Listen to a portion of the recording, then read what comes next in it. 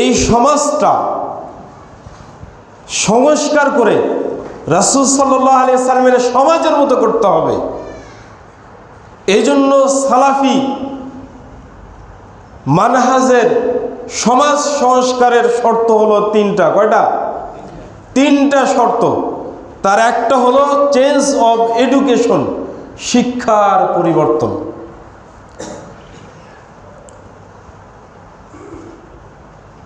এই জন্য আমরা যারা আহলুল হাদিস সালাফি মানহাজ, আমাদের মূল একটি বিষয় হলো আমরা শিক্ষা ক্ষেত্রে আমাদের যে রাসূল সাল্লাল্লাহু আলাইহি সাল্লাম থেকে যে সহিহ হাদিস এবং আল্লাহ সুবহানাহু ওয়া তাআলার পক্ষ থেকে ওয়াহি কোরআনুল কারীম, এই দুইটাকে আমাদের সমাজে বাস্তবায়ন করতে হবে।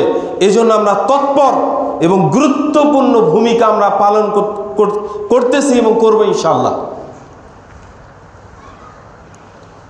আল্লাহ সুবহানাহু ওয়া তাআলা বলছেন যে ওয়াল আসর ইন্নাল ইনসানা লাফি খুসর, সময়ের শপথ, নিশ্চয়ই মানুষ ক্ষতিগ্রস্ত।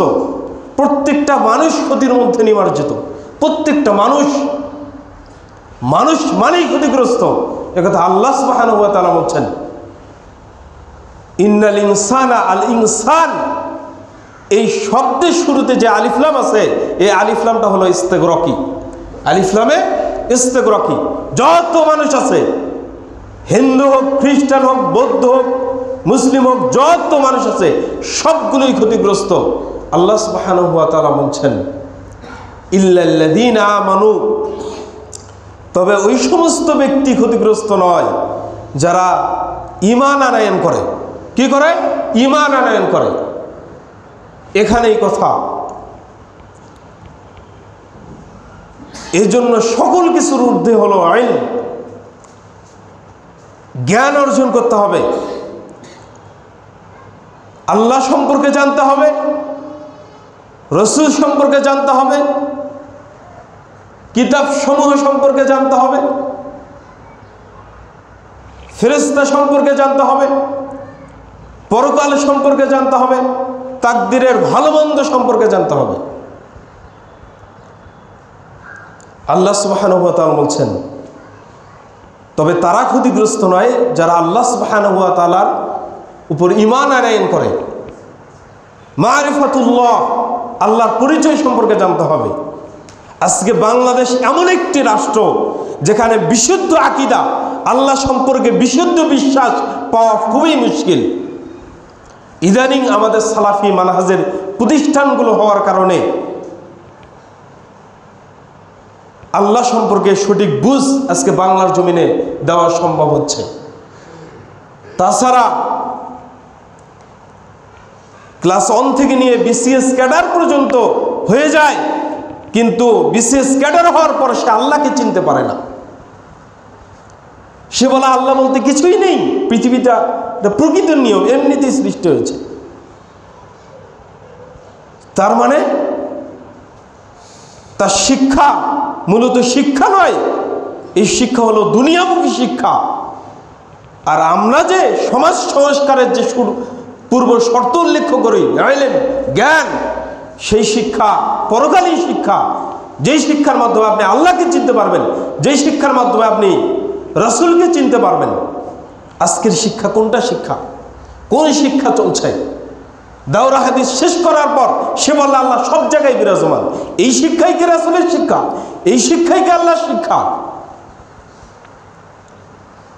ইস্তেবাস করে, তাকাসসুস করে, তাকাসসুফিল হাদিস, উলুমুল কোরআন নিয়ে পড়ে, কিন্তু সে আল্লাহ সম্পর্কে সঠিক ধারণা সে রাখতে পারে না। এ কত বড় শিক্ষিত! এজন্য 1 নম্বর হলো শিক্ষার পরিবর্তন করতে হবে। প্রচলিত শিক্ষা নয়, শিক্ষা হতে হবে ওহীর আলোকে, কোরআন এবং সুন্নাহর আলোকে শিক্ষা বাস্তবায়ন করতে হবে। যেখানে জ্ঞান, বিজ্ঞান, কেমিস্ট্রি, বায়োলজি, রসায়ন সব কিছু থাকবে। ইসলাম একটি পূর্ণাঙ্গ জীবন ব্যবস্থা। আপনি মনে করবেন এখানে বিজ্ঞান আছে? ইবনে সিনা সবাই নাম শুনে থাকবেন। ইনি এমন একজন ব্যক্তি, কোরআনের হাফেজ ছিলেন, মেডিকেল শাস্ত্রে এমন কিছু কিতাব তিনি প্রণয়ন করেছেন, যে কিতাব মেডিকেল শাস্ত্রে যারা পড়ে তারা সেই খ্রিস্টান ধর্ম বাইবেলের যে গুরুত্ব, এরকম গুরুত্ব দিয়ে তারা এই কিতাবগুলো পড়ে। সম্মানিত উপস্থিতি,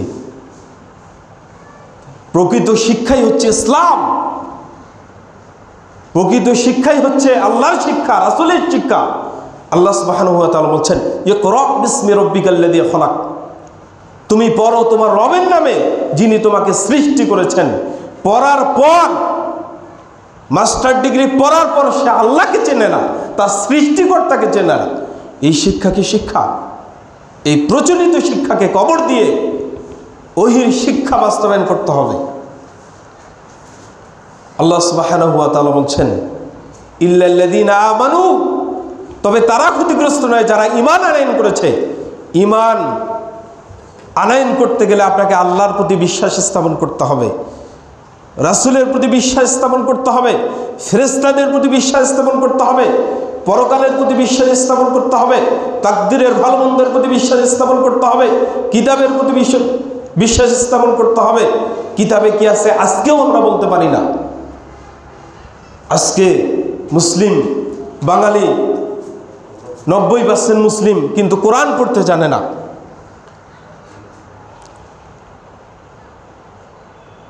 এই শিক্ষাই কি রাসূলের শিক্ষা?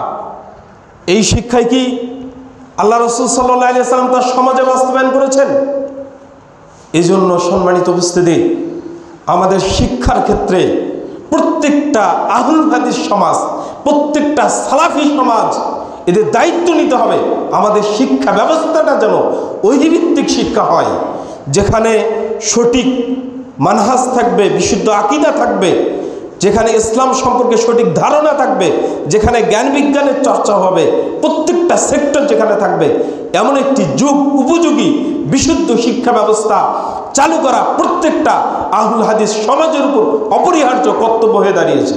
বর্তমানে সেই 40 বছর 50 বছর দাওরা হাদিস পড়ায় বুখারীর উস্তাদ, কিন্তু সে আল্লাহ সম্পর্কে জানে না, সে তাওহীদ বুঝতে পারে না, তাওহীদ চেনে না। যদি তাওহীদ চিনত, এই সমস্ত আলেম যারা 36 বছর 40 বছর বুখারী পড়াচ্ছে, এরা যদি তাওহীদ জানতো, তাহলে শাহজালালের মাজারে গিয়ে তারা সেজদা করতো না, শাহজালালের মাজারে গিয়ে 2 হাত তুলে দোয়া করতো না। এদের যদি প্রকৃত শিক্ষা থাকতো, নবী সাল্লাল্লাহু আলাইহি ওয়াসাল্লাম বলেন, তলাবুল ইলমি ফারিদাতুন আলা কুল্লি মুসলিমিন, প্রত্যেকটা মুসলিম উম্মার জন্য, প্রত্যেকটা মুসলিম নরনারীর উপরে ইলম অর্জন করা, ইসলামী শিক্ষা অর্জন করা ফরজ। প্রত্যেকটা ব্যক্তিকে অর্জন করতে হবে। আপনি বলবেন আমার বয়স 50 হয়ে গেছে, কিভাবে অর্জন করব? কোরআনের অক্ষর তো দেখি না। আপনি মনে রাখবেন, আবু বকর কিন্তু সেই কিশোরকালে, যৌবনকালে ইসলাম গ্রহণ করেনি। অসংখ্য সাহাবা আছে যারা শেষ প্রান্তে, জীবনের শেষ প্রান্তে ইসলাম গ্রহণ করেছে, কিন্তু তারা ইসলামী শিক্ষায় শিক্ষিত ছিলেন। তারা এগুলো কেন অর্জন করেছেন? আপনি কেন পাবেন না? সম্মানিত উপস্থিতি, মানুষই পাবে। ওয়ালাকাদ ইয়াসসারনাল কুরআনা লিযিকরি ফাহাল মিন মুদ্দাকির। আল্লাহ সুবহানাহু ওয়া তাআলা কোরআন শিক্ষা খুবই সহজ করে দিয়েছেন। আপনি শিক্ষা করতে পারবেন না কেন? চেষ্টা করলে অবশ্যই আপনি পারবেন। কেননা বিশুদ্ধ ইসলাম সম্পর্কে জানতে হলে আপনাকে কোরআন শিক্ষা করতে হবে, কোরআন সম্পর্কে জানতে হবে, প্রতিপালক সম্পর্কে জানতে হবে। যদি মানুষ মারিফাতুল্লাহি, আল্লাহর পরিচয় সম্পর্কে যদি মানুষ জানতো, তাহলে মানুষ গণতন্ত্রে পূজা করতো না, মানুষ সমাজতন্ত্রে পূজা করতো না, মানুষ মানুষের তৈরি মতবাদের পূজা করতো না। যদি মানুষ আল্লাহর পরিচয় জানতো, তাহলে শাহজালালের মাজারের পূজা যারা আজকে করতেছে, সেখানে যারা মান্নত করতেছে, তারাই মাজার গুড়িয়ে ফেলতো, তারাই মাজার ভেঙে ফেলতো।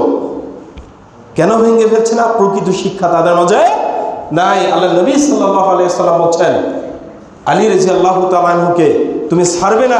কোনো ছবি মূর্তি, ছাড়বে না কোনো উঁচু কবর, সবগুলোকে ভেঙে কি করে দাও, খান খান করে দাও। মুহাম্মদ সাল্লাল্লাহু আলাইহি সাল্লাম যখন মক্কা বিজয় হয়ে গেল, তখন তিনি কাবায় যত মূর্তি ছিল, ইব্রাহিমের মূর্তি বলেন, যত মূর্তি ছিল সবগুলোকে তিনি ভেঙে খান খান করে দিয়েছে। কিন্তু আমাদের বাচ্চারা আজকে শিক্ষা অর্জন করে মূর্তি কিভাবে গড়তে হবে সেই চিন্তায় থাকে।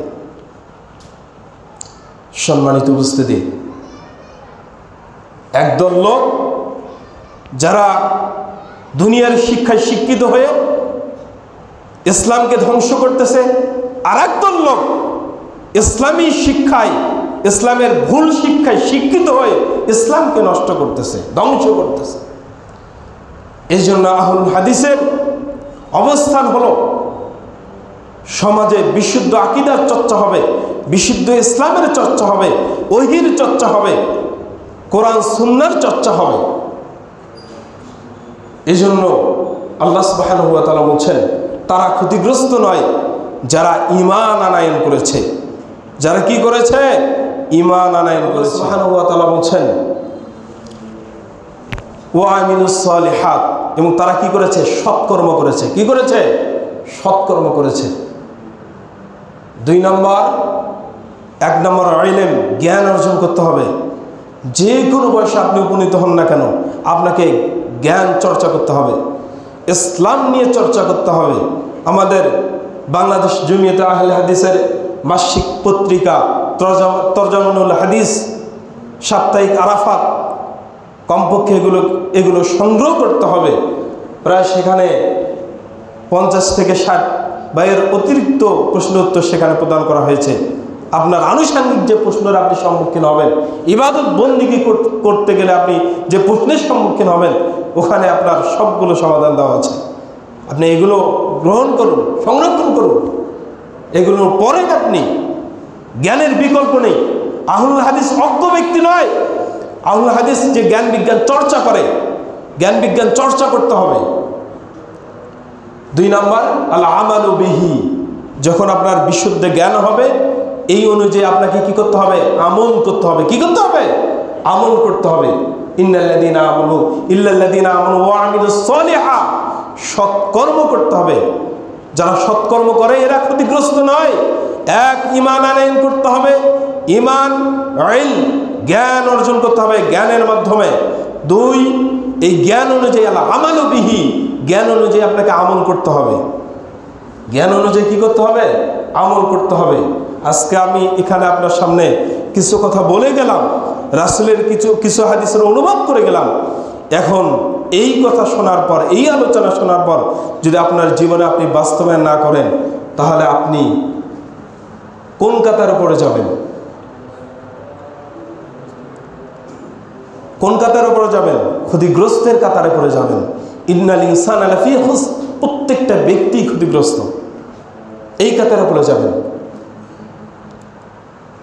তাহলে 2 নম্বর, আল আমালু বিহি, আপনার জ্ঞান অনুযায়ী আপনাকে আমল করতে হবে। বিশুদ্ধ আকীদা অনুযায়ী আল্লাহ সম্পর্কে সঠিক ধারণা পোষণ করতে হবে। বিশুদ্ধ আকীদা অনুযায়ী আপনাকে রাসূল সম্পর্কে সঠিক ধারণা পোষণ করতে হবে। সাহাবায়ে কেরাম সম্পর্কে সঠিক ধারণা পোষণ করতে হবে। সম্মানিত উপস্থিতি, আল্লাহ সুবহানাহু ওয়া তাআলা বলছেন, ওয়াতাওয়াসাউ বিল হক, এবং তারা ক্ষতিগ্রস্ত নয় যারা সৎ পথের কি দেয়? উপদেশ দেয়। আদ-দাওয়াতু ইলাইহি, এই যে আপনি ইলম অর্জন করলেন, ইলম অনুযায়ী আমল করলেন, এই দিকে মানুষকে কি করতে হবে? আহ্বান করতে হবে। এদিকে কি করতে হবে? আহ্বান করতে হবে। উখরিজাত লিন-নাস তা'মুরুনা বিল মা'রুফ ওয়া তানহাউনা আনিল মুনকার, আপনাকে সৃষ্টি করা হয়েছে মানব জাতিকে সৎ কাজের আদেশ দেওয়ার জন্য, অসৎ কাজ থেকে নিষেধ করার জন্য আপনার সৃষ্টি। সম্মানিত উপস্থিতি, এই জন্য দাওয়াতি কাজ করতে হবে। যার যেভাবে সামর্থ্য রয়েছে দাওয়াতি কাজ করবেন, দাওয়াতি কাজে অংশগ্রহণ করবেন। আমাদের এই দাওয়াতি কাজের মাধ্যমেই মানুষ সঠিক দিন ধর্ম পাবে। যদি আমরা দাওয়াতি কাজের ক্ষেত্রে, বাংলাদেশ জমিয়তে আহলে হাদিস দাওয়াতি প্ল্যাটফর্মে অনেক তারা প্রজেক্ট হাতে নিয়েছেন, কিন্তু এগুলো বাস্তবায়ন করার দায়িত্ব আমাদের উপরে, কিন্তু আমরা দাওয়াতের ক্ষেত্রে পিছিয়ে রয়েছি। টাকা আছে, মাসিক তরজমুল হাদিস কিনে আপনি বিলি করেন, টাকা রয়েছে সালাফি বিদ্বানদের বই পুস্তক কিনে বিলি করেন।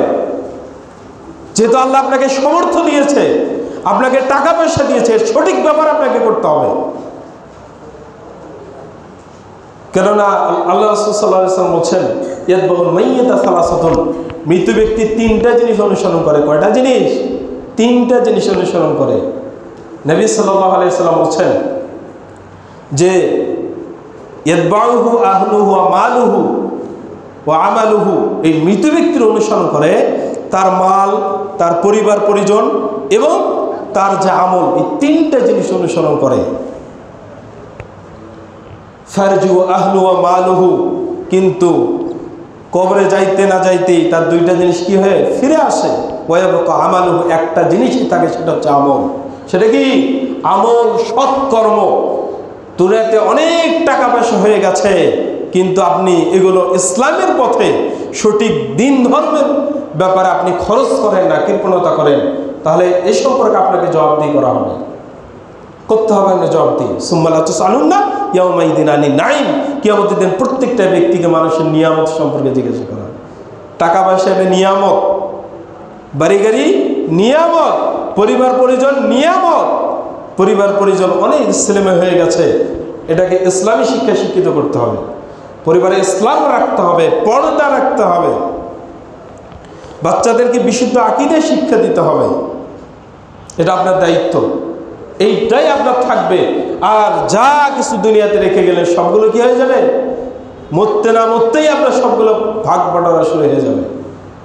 সম্মানিত উপস্থিতি, তাহলে আদ-দাওয়াতু ইলাইহি, আপনার সঠিক জ্ঞান, সঠিক ইসলামের দিকে আহ্বান করতে হবে। যার যতটুকু সামর্থ্য রয়েছে, যতটুকু। নবী সাল্লাল্লাহু আলাইহি ওয়াসাল্লাম বলেছেন, বাল্লিগু আন্নী ওয়ালাউ আয়া, যদি একটা আয়াত জানা থাকে সেটাও পৌঁছিয়ে দাও। একটা আয়াত জানা থাকবে সেটাও পৌঁছে দিতে হবে। আজকের আলোচনা আপনি খাবার টেবিলে আপনার বিবি বাল বাচ্চাদের সামনে আপনি রিপ্রেজেন্ট করবেন, আলোচনা করবেন। বাবা বলো তো আল্লাহ সম্পর্কে তোমার কি ধারণা? ছেলের বয়স 18 হয়েছে, 20 হয়ে গেছে, 16 হয়ে গেছে, বাচ্চাকে জিজ্ঞাসা করতে হবে আল্লাহ সম্পর্কে কি ধারণা। সে বলবে প্রচলিত শিক্ষা হলে যে সব জায়গায় বিরাজমান। কেন? সে ক্লাস 3 এর বইয়ে পড়েছে যে আল্লাহ নিরাকার, পড়েনি। ওকে যে জিজ্ঞাসা করে সকল ক্ষমতার উৎস কে, ও বলবে মানুষ, জনগণ। কেন? সে ক্লাস 4 এর বইয়ে, সমাজ বইয়ে পড়েছে। এগুলো তো তার শিক্ষা, প্রচলিত শিক্ষা। তখন আপনি তাকে সঠিক শিক্ষা দিবেন যে আল্লাহ সুবহানাহু ওয়া তাআলা সব জায়গায় বিরাজমান নন, তিনি আরশে সমাসীন রয়েছেন। আপনি তাকে শিক্ষা দিবেন সকল ক্ষমতার উৎস হলো আল্লাহ। আলা লাহুল খালক ওয়াল আমর তাবারাকাল্লাহু রাব্বুল আলামিন, যে সৃষ্টি যার রাজত্ব চলবে তার, আল্লাহই মানুষকে সৃষ্টি করেছেন, আর মানুষ নাকি সকল ক্ষমতার উৎস হয়। এরকম কুফরি আকীদা, এগুলোকে বর্জন করতে হবে। এই জন্য আমরা আহলুল হাদিস এই সরকারের কাছে জোরালো আবেদন যে এই সমস্ত কুফরি শিক্ষা যা আজকে বই পুস্তক একবারে সব জায়গায় পরিপূর্ণ হয়ে আছে, এগুলোকে আপনি বাছাই করুন, তদন্ত করুন। যেগুলো ইসলামী শিক্ষার বাইরে চলে যাবে এগুলোকে বাতিল করতে হবে। যদি ন্যূনতম ইসলামী বোধ আপনার ভিতরে থেকে থাকে, এগুলো বর্জন করতে হবে। আমাদের বাচ্চারা এরকম শিক্ষা শিক্ষিত হতে চায় না। আমাদের বাচ্চারা খ্রিস্টান নয়, আমাদের বাচ্চারা ইহুদি নয়, আমাদের বাচ্চারা হিন্দু নয়। এই ইহুদির শিক্ষা, হিন্দুর শিক্ষা, খ্রিস্টানের শিক্ষা আমাদের বাচ্চারা শিখতে চায় না, আমরা শিক্ষা দিতে চাই না। আজকে শিক্ষার ক্ষেত্রে কতটুকু বাজেট, বাংলাদেশ সরকারের শিক্ষার ক্ষেত্রে কতটুকু বাজেট, নদী নালা খালবিল এগুলোর উপর সেতু নির্মাণ করে এটাই যে উন্নত বাংলাদেশ হবে এমনটা নয়। শিক্ষার ক্ষেত্রে যে যত উন্নত, সে জাতির কাছে তত উন্নত। এজন্য প্রকৃত শিক্ষা, ওহীভিত্তিক শিক্ষা, বিশুদ্ধ মানহাজ ভিত্তিক শিক্ষা, বিশুদ্ধ আকীদা ভিত্তিক শিক্ষা বাস্তবায়ন করতে হবে। 3 নম্বর আদ-দাওয়াতু ইলাইহি, যতটুকু যার যতটুকু সম্ভব আপনারা দাওয়াতি কাজ করবেন। এমনকি আপনার বিবি বাচ্চাকে জানাবেন, আপনার যারা ভাই রয়েছে তাদেরকে জানাবেন, যারা পাড়া প্রতিবেশী রয়েছে তাদেরকে জানাবেন। বিশুদ্ধ আকীদা গ্রহণ করতেই হবে।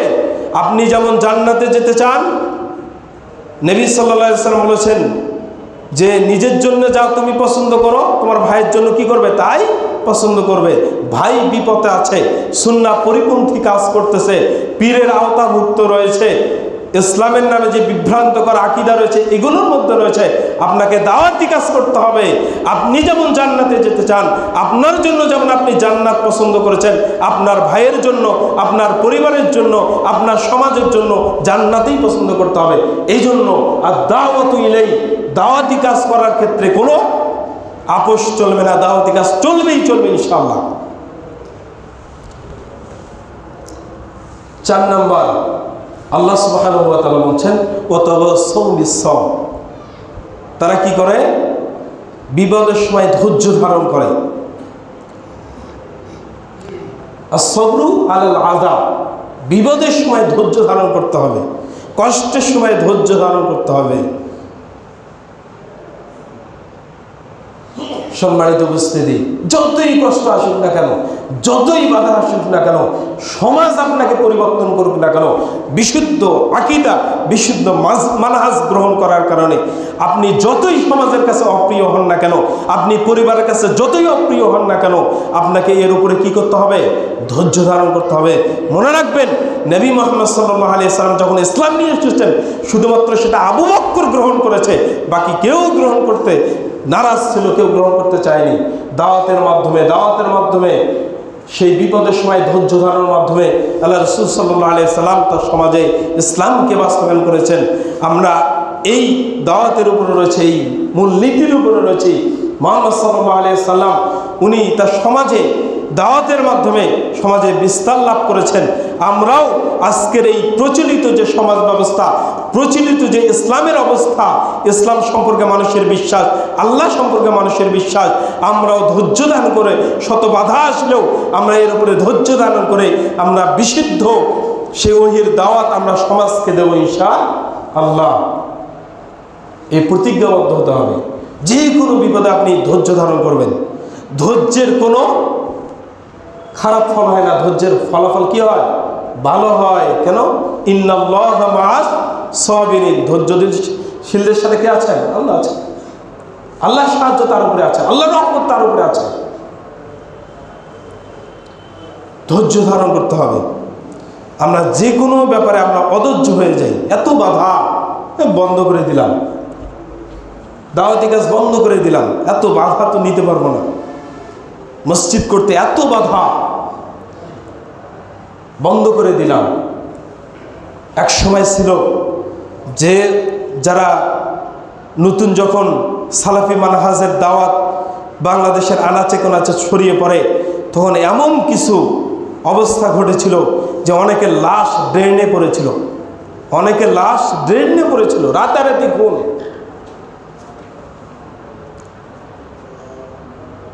এরকম অবস্থা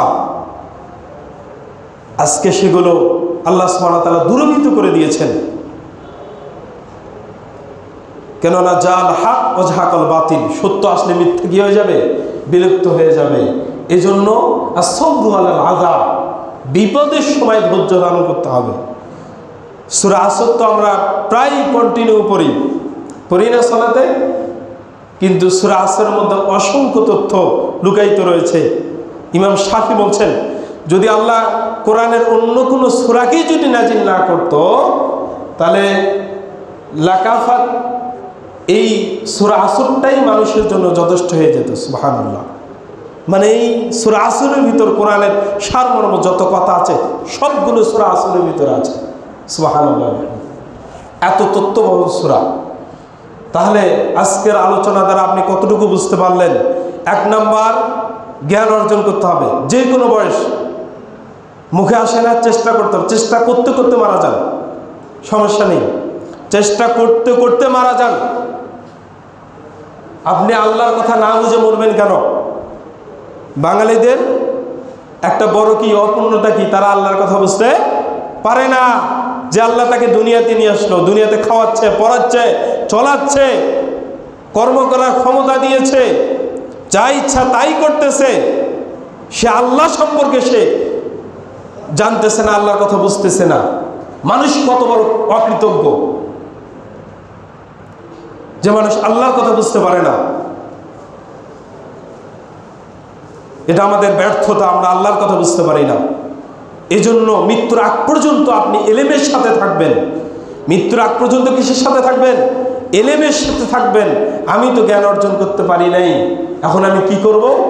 আলেম ওলামাদের বিশুদ্ধ কথা আপনি শোনেন, শুনে ওগুলো আপনি আপনার সেই পরিবারে, আপনার ছেলেমেয়ের মাঝে আপনি বাস্তবায়ন করেন। সম্মানিত উপস্থিতি, 2 নাম্বার আল আমালু বিহি, এলেম অনুযায়ী আপনাকে আমল করতে হবে। 3 নাম্বার আপনাকে কি আদ-দাওয়াতু ইলাইহি, ইসলামের দিকে মানুষকে কি করতে হবে? আহ্বান করতে হবে। মানুষ ইসলামকে পুঁজি করে আজকে ব্যবসা করতেছে। পীর তার পীরের ব্যবসা চলমান, মাজারগুলো তাদের মাজারের ব্যবসা চলমান করতেছে।